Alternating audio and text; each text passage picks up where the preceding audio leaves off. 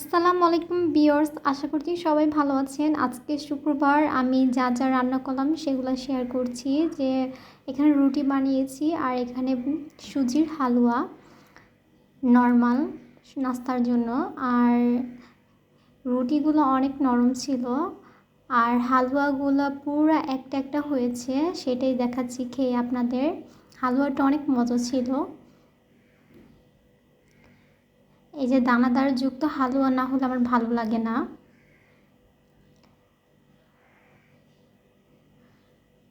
দুপুরের জন্য এখানে রান্না করে নিয়েছি ভাত, গরম গরম ভাত। আমি বসা ভাত রান্না করি।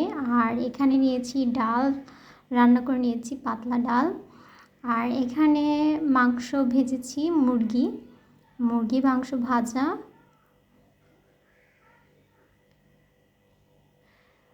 আর এখানে নিয়েছি কমলি শাক। আমার একটু লাইটের সমস্যা বলতে এখানে একটু টেবিল যেখানে ওখানে একটু অন্ধকার।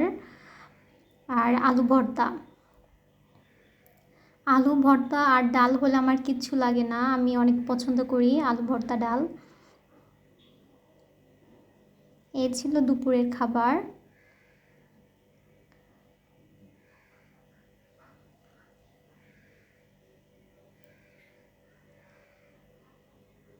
বিকেলের জন্য আমি পিঠা বানিয়েছি, তেলের পিঠা নাস্তার জন্য বিকেলের।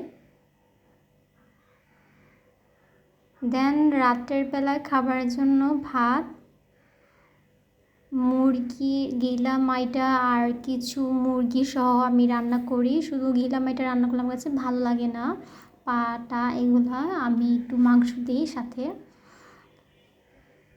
আর এখানে ভাজি করেছি চিংড়ি মাছ দিয়ে বনসিম, যেগুলা অনেকে খান নাই, অনেকে খেতেও পারেন। তো আমি চিংড়ি মাছ দিয়ে বনসিমগুলা ভাজি করলে খুবই ভালো লাগে। আর এখানে ছিল ঢেঁকি শাক।